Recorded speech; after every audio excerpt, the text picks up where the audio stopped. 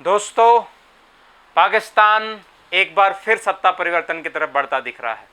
पाकिस्तान के प्रधानमंत्री इमरान खान अपने 3.5 साल के कार्यकाल के दौरान सबसे कठिन दौर से गुजर रहे हैं। विपक्षी दल संसद में इमरान खान सरकार के खिलाफ 28 मार्च को अविश्वास प्रस्ताव पेश करने की तैयारी में है। इसके लिए नोटिस ऑलरेडी नेशनल असेंबली में वो दे चुके हैं।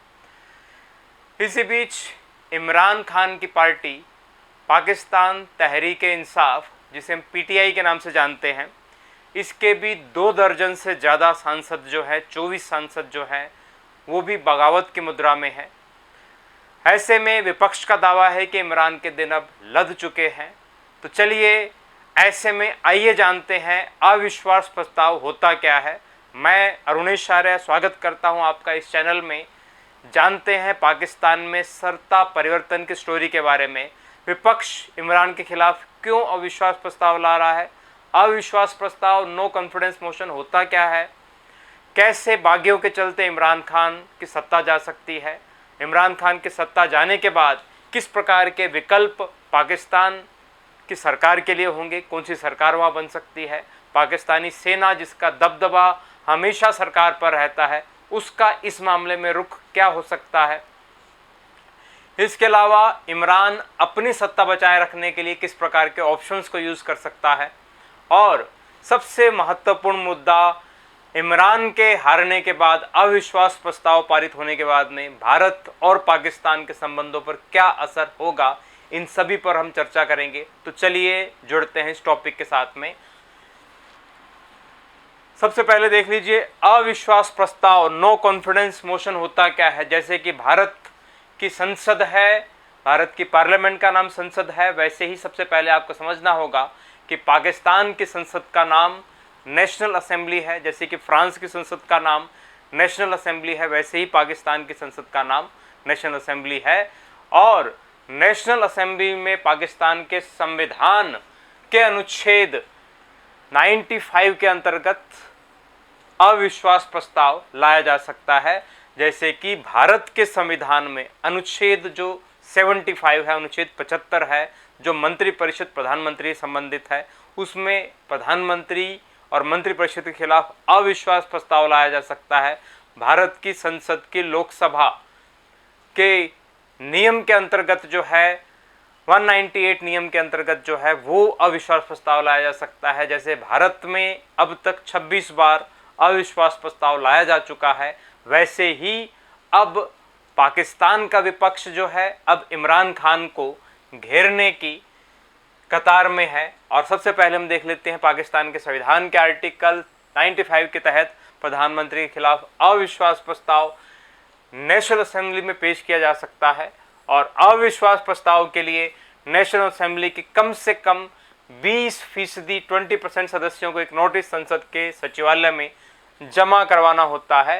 यानी टोटल सीट्स जो है 342 है पाकिस्तान के नेशनल असेंबली में, और 342 सीट्स में से 20% यानी इसका मतलब है 68 मेंबर्स यानी 68 मेंबर अगर जो नोटिस दे रहे हैं तो प्रस्ताव जो है लाया जा सकता है। और इसके बाद 3 दिन से पहले और या फिर 7 दिन के बाद तक प्रस्ताव पर वोटिंग नहीं हो सकती। यानी जब प्रस्ताव लाया जा रहा है तो 7 दिन के अंदर अंदर वोटिंग हो जानी चाहिए। नेशनल असेंबली में बहुमत से इस प्रस्ताव को मंजूरी हो जाने पर प्रधानमंत्री को पद छोड़ना पड़ता है। यानी आप ये देख लीजिए टोटल मेंबर्स जो है 342 है, और 155 जो है इमरान खान की पार्टी के पास में खुद की सीटें हैं, और 23 उन्होंने आउटसोर्स किए हुए हैं। यानी टोटल 178 है प्रेजेंट में इनके पास में अपना अलायंस मिलाकर। यानी पाकिस्तान तहरीक ए इंसाफ जो इमरान खान की पार्टी है, उस पार्टी की खुद की सीटें जो है 155 है, और 6 अन्य पार्टियों के 23 मेंबर्स से जो है इन्होंने गठबंधन किया हुआ है। यानी टोटल इनके पास में 178 मेंबर्स हैं, और मेजॉरिटी के लिए 172 मेंबर्स की ज़रूरत होती है। और अपोजिशन के पास में प्रेजेंट में 160 मेंबर्स हैं, अपोजिशन के पास में प्रेजेंट में 160 मेंबर्स हैं। यानी जो नवाज शरीफ वाली पार्टी है पाकिस्तान मुस्लिम लीग और इसके अलावा पाकिस्तान पीपल्स पार्टी पीपीपी जरदारी वाली पार्टी मुख्य रूप से विपक्षी अलायंस है जो 160 सीटें लेकर बैठे हैं, जो अविश्वास प्रस्ताव लेकर आ रहे हैं। इससे आगे हम देखते हैं कि हाल ही में पाकिस्तान मुस्लिम लीग नवाज यानी पाकिस्तान मुस्लिम लीग नवाज और विपक्ष के नेता जो शहबाज शरीफ हैं, उन्होंने पाकिस्तान पीपल्स पार्टी के 100 से ज़्यादा सांसदों के साइन वाले अविश्वास प्रस्ताव के नोटिस को नेशनल असेंबली में जमा करवाया है।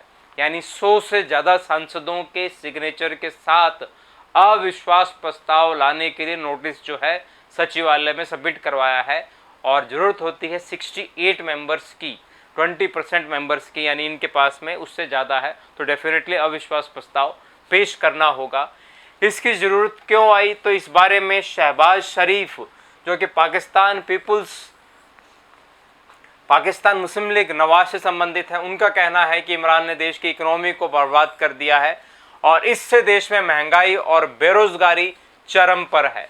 कर्ज लेकर 22 करोड़ जनता को गिरवी रख दिया है। आपको पता ही है पाकिस्तान की पॉपुलेशन लगभग 22 करोड़ है और पाकिस्तान लगातार बहुत समय से महंगाई से जूझ रहा है। पाकिस्तान की जनता लगातार महंगाई से जूझ रही है और हम लगातार न्यूज़पेपर में देखते रहे हैं, लगातार मीडिया में देखते रहे हैं कि प्रेजेंट में पाकिस्तान में पेट्रोल 150 लीटर है 150 रुपये के लगभग, और चीनी शुगर जो है 100 रुपये तक पहुंच चुकी है। तो लगातार त्राहिमाम बचा हुआ है पाकिस्तान की जनता में। इस दौरान पूर्व राष्ट्रपति और पाकिस्तान पीपल्स पार्टी के को चेयरमैन आसिफ अली जरदारी ने कहा है कि सत्ताधारी दल के नेताओं समेत कई लोग सरकार के खराब प्रदर्शन से परेशान हैं। हमें 272 से अधिक सांसदों का समर्थन है और हमारा कदम सफल होगा। इस प्रकार का दावा जो है इमरान खान के खिलाफ जो विपक्ष एकजुट हुआ है उनका कहना है। यानी बेनज़ीर भुट्टो वाली पार्टी पीपीपी यानी पाकिस्तान पीपल्स पार्टी और नवाज शरीफ वाली पार्टी पाकिस्तान मुस्लिम लीग नवाज, इन सभी ने मिलकर कंबाइंडली जो है इमरान खान के खिलाफ जो है अपना अपोजिशन वाला खाता खोला हुआ है और अविश्वास प्रस्ताव डेफिनेटली आएगा और इमरान खान देखते हैं बचते हैं या उनको जाना पड़ेगा। ज़्यादातर चांसेस जो है उनके जाने के ही है। अपनी सरकार अगर जो बचाना चाहते हैं तो खुद को रिज़ाइन तो देना ही पड़ेगा। इस प्रकार के हालात पाकिस्तान में बने हुए हैं। चलिए आगे देखते हैं संसद में इमरान खान और विपक्ष को कितने सांसदों का समर्थन है। तो संसद में इमरान खान, आपको मैंने अभी बताया था कि नेशनल असेंबली में टोटल मेंबर्स 342 हैं। इमरान खान की पार्टी के पास में 155 सांसद हैं और जो बहुमत से 17 कम है, लेकिन इसने 6 पार्टियों के 23 और सांसदों से समर्थन किया हुआ है। तो प्रेजेंट में 172 सांसदों का समर्थन है, लेकिन 24 से ज़्यादा सांसद जो है बगावत पर उतारू हैं और उनके खिलाफ पिछले दिनों इमरान खान की पुलिस सेना ने कार्रवाई भी की है, बहुत से छापे भी पड़े हैं, ये हम ऑलरेडी देख चुके हैं। और अपोजिशन के पास में 160 है और 172 वोटों की उनको ज़रूरत है। अगर जो अपोजिशन 12 और मेंबर्स को किसी तरीके से अपने साथ मिला लेते हैं तो डेफिनेटली अविश्वास प्रस्ताव पारित हो जाएगा और इमरान खान को जाना होगा। 28 मार्च को नेशनल असेंबली में अविश्वास प्रस्ताव के ऊपर मतदान वोटिंग होने की पूरी उम्मीद है। चलिए आगे देख लेते हैं क्या ऑप्शंस है इमरान खान के पास में, क्या विकल्प हैं। इमरान खान ने गुरुवार को जो अपने मंत्रियों के साथ में चर्चा की थी उसके अंतर्गत बहुत से डिसीजन लिए गए थे, बहुत सी कोशिश की गई थी और जिनमें सबसे महत्वपूर्ण है कि इमरान ने प्रेसिडेंशियल रेफरेंस सौंपते हुए पाकिस्तान के संविधान के अनुच्छेद 63A के अंतर्गत सुप्रीम कोर्ट से 4 सुझाव मांगे हैं। और इन सुझावों में मुख्य रूप से क्या है, इन सुझावों में दल बदल करने वालों की संसदीय सीट छीनी जा सकती है क्या, और दूसरा क्वेश्चन जो है वो है क्या उनको अयोग्य करार दिया जा सकता है और क्या वो अगला चुनाव लड़ पाएंगे, या अनुच्छेद 63A के अंतर्गत दल बदल सांसद अपनी पूरी जिंदगी के लिए संसद की सदस्यता के लिए अयोग्य हो जाएंगे। अगर कोई सांसद अपनी पार्टी की नीति के खिलाफ वोट देता है तो क्या वह मान्य होगा इन सभी से संबंधित जो है सुप्रीम कोर्ट से इन सवालों के जवाब मांगे गए हैं कि क्या दल बदल के अंतर्गत इस प्रकार की कार्रवाई उनके ऊपर हो सकती है। तो इसका मुख्य कारण है कि अपने बगावती सांसदों को किसी तरीके से डरा धमकाकर जो है अपने ही गुट में शामिल रखना, जिससे कि सरकार बच जाए। अब देखना होगा कि सर्वोच्च न्यायालय इस मामले में पाकिस्तान का क्या उत्तर देता है। अविश्वास प्रस्ताव पर पाकिस्तान की सेना का क्या रुख है, महत्वपूर्ण मुद्दा है, क्योंकि लगातार पाकिस्तान की सरकार पर कब्जा हमेशा सेना का रहा है, यानी हमेशा सेना ही सर्वोच्च रही है पाकिस्तान की सरकार में। पाकिस्तान का इतिहास देखा जाए तो ज़्यादातर सरकारें सेना के द्वारा ही निलंबित की गई है। और सबसे महत्वपूर्ण, लास्ट में आपको याद हो, जनरल परवेज़ मुशर्रफ लगातार 10 साल से ज़्यादा समय तक जो है पाकिस्तान के सर्वोच्च सत्ता में कायम रहे थे। चलिए, इमरान खान ने पहले दावा किया था कि उन्हें सेना का समर्थन मिला हुआ है। हालांकि पाकिस्तानी सेना के एक प्रवक्ता ने पिछले हफ्ते मीडिया से कहा था कि सेना इस मामले में तटस्थ रहेगी, ना तो फेवर में रहेगी ना अपोजिशन में रहेगी। लेकिन मीडिया के जो एक्सपर्ट्स हैं उनका मानना है कि सेना और इमरान खान के रिश्ते अब पहले जैसे मधुर नहीं है, यानी सेना भी अब सत्ता परिवर्तन चाहती है।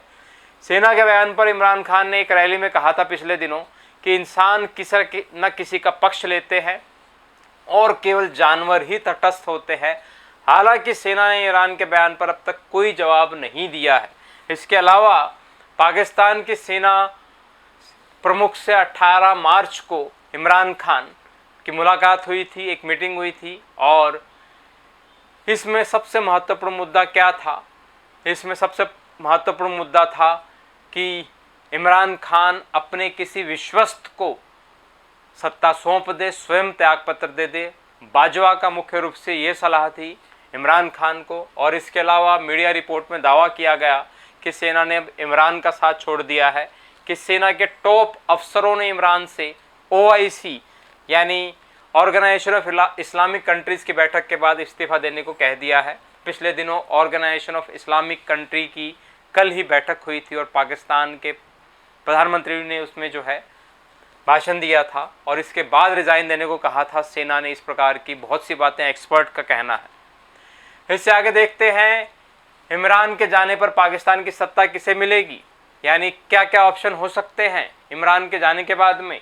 तो इमरान के जाने के बाद में अविश्वास यदि वो हार जाते हैं तो 3 तरह के हालात बन सकते हैं। एक तो सेना खुद सत्ता संभाल सकती है और कुछ दिनों बाद पाकिस्तान में आम चुनाव हो सकते हैं। दूसरी स्थिति ये है क्योंकि पक्षी पार्टियां जो हैं वो मिलकर जो है किसी प्रकार से सरकार बना सकती है, यानी पाकिस्तान मुस्लिम लीग और PPP पाकिस्तान पीपल्स पार्टी दोनों मिलकर बना सकती हैं। और एक स्थिति आपको मैं अभी बता चुका हूं कि इमरान खान खुद रिज़ाइन कर सकते हैं और उनके खुद रिज़ाइन करने की वजह से उनकी पार्टी के किसी दूसरे नेता को प्रधानमंत्री बनाया जा सकता है। और ये विकल्प इमरान खान के पास में मौजूद है और सेना भी इसी फेवर में है कि इमरान खान रिज़ाइन दें और अपनी ही पार्टी के किसी अन्य व्यक्ति को प्रधानमंत्री के तौर पर नियुक्त करें, और ज़्यादातर संभावनाएं यही लगती है। इससे आगे सबसे महत्वपूर्ण मुद्दा, इमरान के अविश्वास प्रस्ताव हारने पर भारत पाक संबंधों पर क्या असर होगा, इंडो पाक रिलेशनशिप में क्या चेंजेस पड़ेंगे। तो इसमें महत्वपूर्ण मुद्दा है। पाकिस्तान के सामने भारत के साथ उसके संबंध सामान्य रखने का प्रश्न कई बार बना हुआ है और मीडिया रिपोर्ट जो है उनका कहना है कि भारत और पाकिस्तान के बैक चैनल में, यानी पाकिस्तान के एक्सपर्ट और इंडिया के एक्सपर्ट जो है पर्दे के पीछे लगातार संबंधों को सामान्य करने में जुटे रहते हैं। और अगर जो इमरान खान सत्ता से जाते हैं तो फिर नए सिरे से इस प्रकार की शुरुआत करनी होगी और जो अब तक कोशिशें हो चुकी होंगी वो कामयाब नहीं रहेंगी और उसमें कामयाबी अगर जो मिल भी रही थी तो उसे फिर से नए सिरे से शुरू करना होगा। हालांकि सत्ता परिवर्तन होने पर यह फिर रुक जाएगा और ऐसे में दोनों देशों को एक बार फिर इसके लिए कोशिश करनी होगी, जो मैं ऑलरेडी बोल चुका हूं। और बातचीत की प्रक्रिया रुकने के बाद में नए सिरे से ही शुरू हो पाएगी। नई सरकार के सामने भारत के साथ व्यापार की बहाली से महंगाई पर काबू पाया जा सकता है, क्योंकि इससे पाकिस्तान गेहूं, चीनी और सब्जियों की कीमतें कम कर सकता है। इससे पाकिस्तान के आम लोगों को काफ़ी राहत मिल सकती है। अगर जो पाकिस्तान भारत के साथ में अपने संबंध सुधार लेता है, नई सरकार भारत के साथ अपने संबंध सुधारती है, तो जो हालात बने हुए हैं पाकिस्तान में और वहाँ की जनता त्राहिमाम है लगातार महंगाई से, उसमें काबू पाया जा सकता है। भारत विभिन्न प्रकार की वस्तुएं वहाँ पर निर्यात कर सकता है। इससे पाकिस्तान की आम जनता को बहुत राहत मिलेगी। तो देखते हैं 28 मार्च को क्या होता है। इमरान खान का जाना लगभग तय है।